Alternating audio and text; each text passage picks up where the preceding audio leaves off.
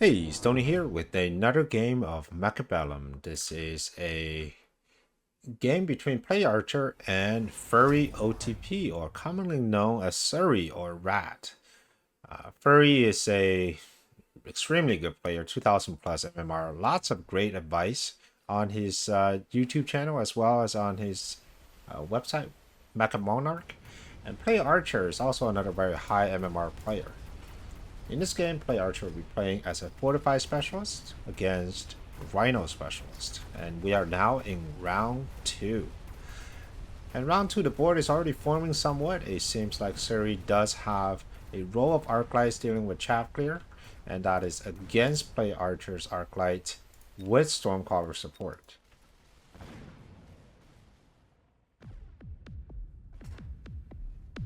Both sides are playing standard, which means we should be able to see a lot of interesting varieties. Surrey does have the unit closer to the line though. Now for the player that has unit closer to the line, Rhino is going to be a great option. And for the defending player, either Vulcan or Typhoon can be very good as well. Alright, looks like this Vulcan is now just aiming straight for the tower here.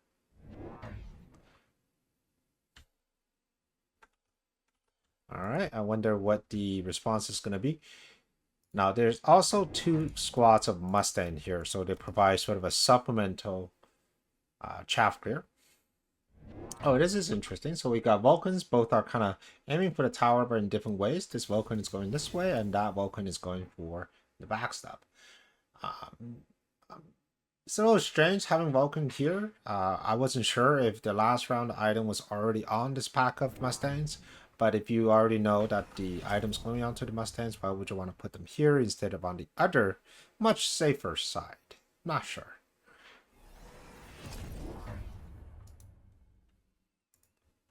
Alright, so right now we are... It looks like there is no real answer to this Rhino here. It's just going to go straight up there and it's going to cut through that tower. On the other side, this Rhino's coming a lot slower with a lot more chaff to clear with no support as well.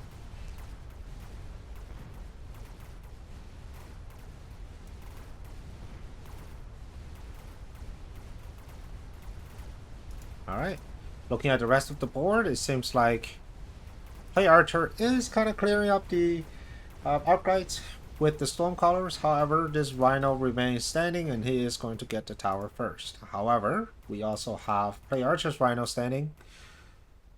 So now it's just a battle of the Rhinos because the rest of the units are not able to kill that Rhino. So let's see if the tower timing works out here for PlayArcher. While we're looking at the fight here, there's another area here. And this is the part where it's going to decide whether the game goes to one or the other, and it looks like it's going to be PlayArcher.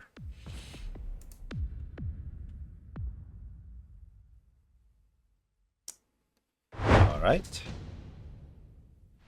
Going to round 4. Portable Shield is a great item if you want to use the Rhino for the subsequent rounds. Incendiary Bomb is also pretty good. I think for Surrey, it makes sense because he is a Rhino specialist, so it is now round 4 with the level 2 Rhino on the board. I wonder if he's going to add a tech upgrade, maybe the Whirlwind, just to have a faster chaff clear. PlayArcher is thinking of a direct response to the Rhino in the form of a melting point. Without chaff, or even with chaff in front of this Rhino, this melting point is going to get to him before it gets to the tower. It's a very powerful move. And in order to afford this melting point, he has to get rid of his Rhino in the back line. But it doesn't really matter because both of these Rhino will eventually end up in front of this melting point, which will take care of them both. One thing that is a bit worrisome is the levels on these Arclights. Previously, PlayArcher was winning on this side of the board. However, with these Arclights and also with the additional support, as well as late arriving chaff, I suppose, in the form of these Mustangs, I'm not too sure that he's able to win the right-hand side comfortably. On the left-hand side, though, this melting point is doing exactly what it's supposed to do. It got rid of the high-level Rhino, and now it's just a matter of clearing out this chaff before it can turn to the level 2 Rhino. Okay, as expected, the right-hand side is having a bit of a struggle. However, the melting point is just a little too strong, meaning nothing on the board from Surrey's side can actually get to the melting point. I think the next turn might be the turn that Surrey is forced to pivot away from the rhinos, as I would expect PlayArcher to continue to deploy melting points on his side of the board. Lots of good options. Wasp is actually not a bad option for Surrey, considering there are actually no anti-air, with the exception of the melting point on the side of the board. It's not going to be as great of an option for PlayArcher due to these 4 squads of Mustangs. So Wasp gets picked for Surrey. Wasp serves 2 things. One is it helps break the chaff gear in through these Arclights. And the second thing is it distracts these melting points, allowing some of the heavy hitters, in this case the rhino, to get close enough and deal damage to the melting point. Alright, Surrey decided to move around the oil, which is a great move. You've seen a lot of high-level players do this. And I think the timing is just right. By the time that these rhino gets to the tower, the Wasp would have already engaged with the melting point, hopefully allowing the rhino to sneak in and snipe the tower. Currently, there's no flank happening on the PlayArcher side. Not that it's a very easy flank, because it is defended by both the Mustangs, and on the other side is Mustang plus the crawler, and of course the newly added Wasp. So it's going to be a very difficult flank. All right. On the right-hand side, units are engaging. I think chaff clear is remains to be a bit of a problem. As you can see, this rhino is coming in quite strong. And the timing is excellent because the melting point is busy dealing with these crawlers here due to the lack of chaff clear, allowing this rhino to basically walk up to the tower. Now let's see if this rhino can actually get to the tower before the melting point turns. Oh no, the rhino is ignoring the tower and now is going over to the melting point. But it doesn't matter. It gets the tower anyways. But it's unable to complete his task on the other side of the map because of another melting point. So good job to PlayArcher. A very convincing round, and so far a stellar defense on his side of the board.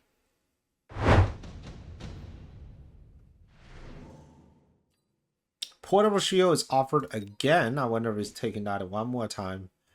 Alright. Looks like it's going to be steel ball production. Serves both as a great distraction for the rhino, but also a great killer of the rhino if the steel balls gets the log on. Nothing from Surrey. So I think right now this game really is, we're looking at sort of the battle in this area. And here comes the War Factory. The War Factory serves a couple options. So of course, one is serves the option of taking out the chaff gear from PlayArcher side. But more importantly, I think the War Factory is there as sort of an insurance policy against the melting point. They are with range, right? So they are with range, which means at any point, especially late in later games, these War Factory can face these melting points one-on-one.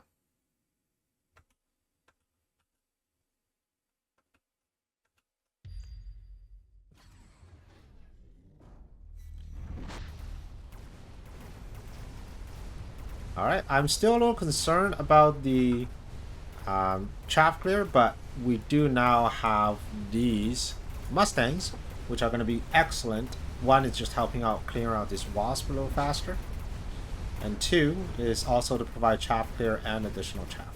But I'm not sure that's enough though. As you can see on the right hand side, the Wasps are still alive and still being destroyed, and what that means next is that the tower is going to get destroyed alongside with this level 1 melting point. And that makes the job a whole lot harder for the rest of his army, because with only 1 melting point left and a ton of chaff on the board, I think Surrey is going to win this round.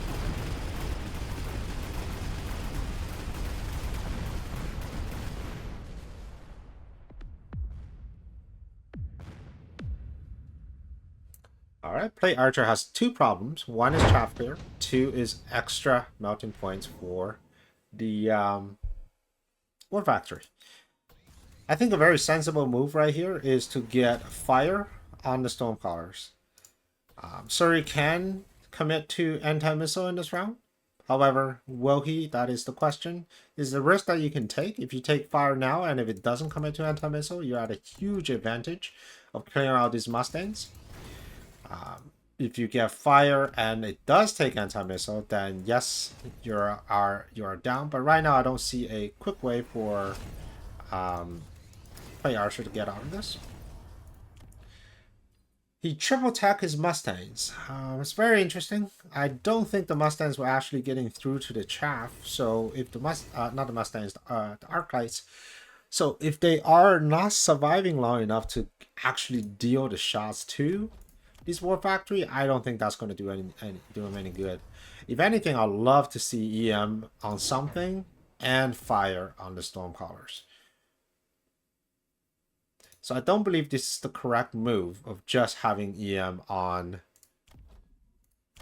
the Arclights. And it's a very expensive tech. You're paying 400 supply of premium. So I'm just not entirely sure that it is worth it. Oil gets added to Blue's board by Surrey. I think the primary reason was just the crawlers.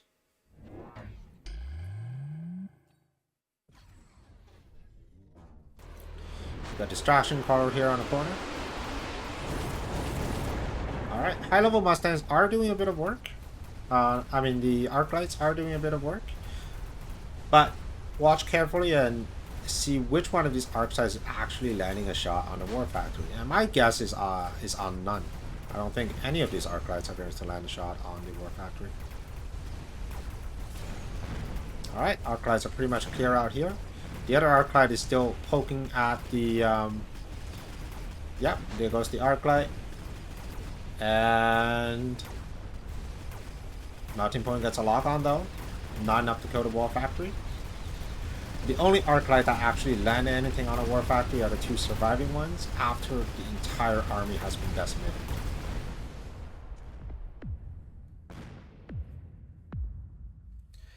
It's difficult in the heat of the moment to go for the most immediate option and not really planning for anything after that.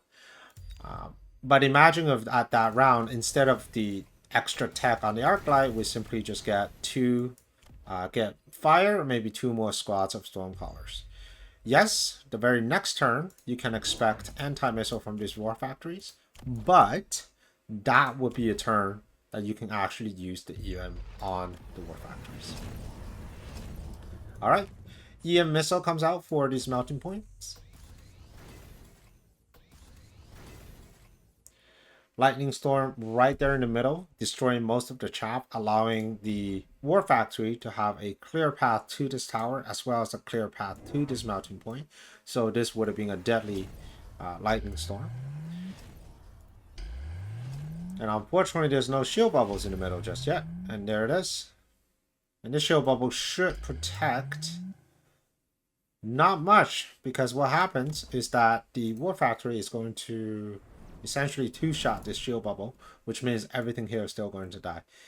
I think the correct choice is to have the shield bubble a little bit behind, allowing the fans to move forward. Therefore, the war factory will focus more on the fans instead of popping the shield bubble right away. Because right now, if you watch the shield bubble, it'll be gone in the first 5 seconds.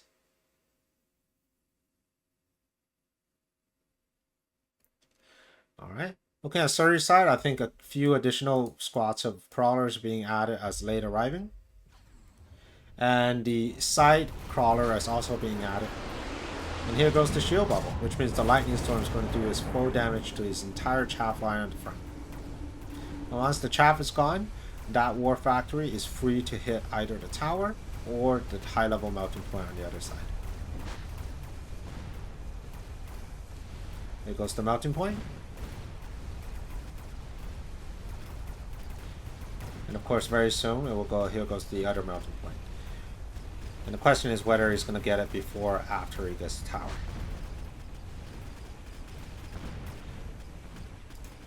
Alright, the Melting Point did get a lock on. And with the tower debuff, it is able to bring down this level 2 War Factory, so that's very good. On the other side, this Melting Point is still clearing out chaff. I think the steel bolt production is actually getting a lot of good value. However, will this Melting Point and will this War Factory survive the onslaught of the Melting Point on the other side? I think the answer is yes, because he is going to get tower and the chaff will stand in front of him. Does he still have tank production? No, he has exhausted his tank production. Oh, the oil has stopped him from going any further. And this round goes to PlayArcher. Alright, I think this could be the final round, and I really think PlayArcher should get in a fire here. Either in a fire in the form of Stormcallers, or fire in the form of, I would say Vulcan might be just a little too much, but please get fire. Please ignite this oil. You do not need this oil to stand around. Once you get this oil, all his Mustangs are just simply standing in it, getting burned, allowing your Melting Point to lock on straight to this. So, yeah. PlayArcher ended up choosing the Wraith with DJ being, counting on the fact that the other side does not have a lot of anti-air at the time. However, there is a level 3 and a level 2 Mustang, so I'm not entirely sure. Another War Factory is being added. Yep, fire is finally being added to the Stormcallers. This is very close, but I think the tank production is going to pay a lot of dividends here. But it is very close though.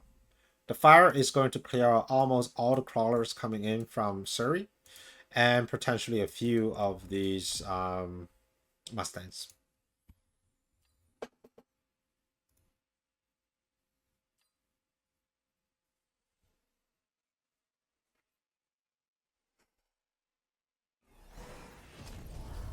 All right, let's see what happens.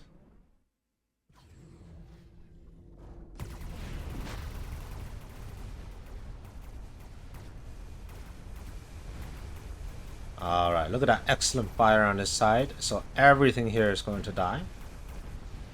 There is steel bolt production, which is a terrible news here for our blue player. However, Melting Point is locking onto the War Factory nice and early. Both of these War Factories are going down, and the other one is just about to get locked on. And once it does get locked on, that is GG. Does get locked on, and all there's left stands between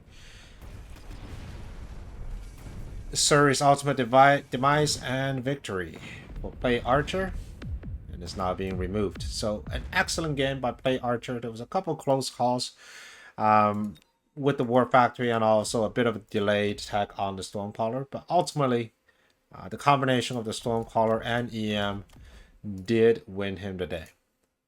So I hope you enjoyed this game, and I hope to see you on the next one.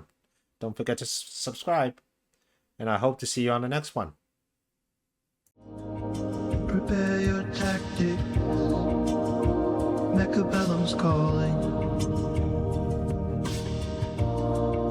Deploy your fortress. The battlefield's alive with swarms.